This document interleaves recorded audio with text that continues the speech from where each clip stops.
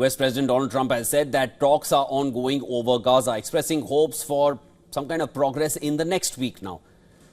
In the previous week, he said it's going to be the next week. Now, this week, again, it's the next week. So this, even as ceasefire negotiations in Doha are stalled. Listen to this.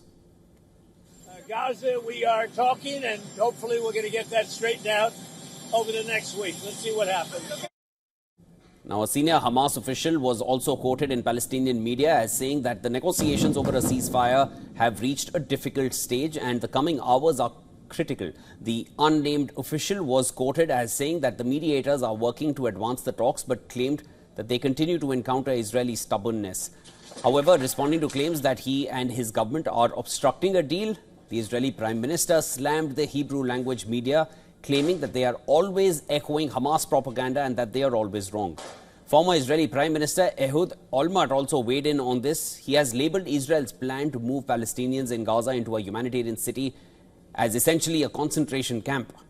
In conversation with the British Guardian newspaper about the plan laid out last week by Defence Minister Israel Katz, Olmert said if the Palestinians will be deported into the new humanitarian city, then one can say that it is part of an ethnic cleansing, something he pointed out hasn't yet happened.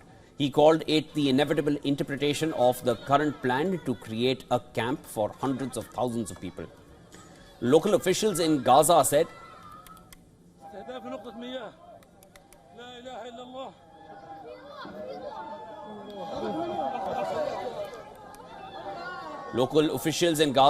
at least 8 Palestinians, most of them children, were killed and more than a dozen others were wounded.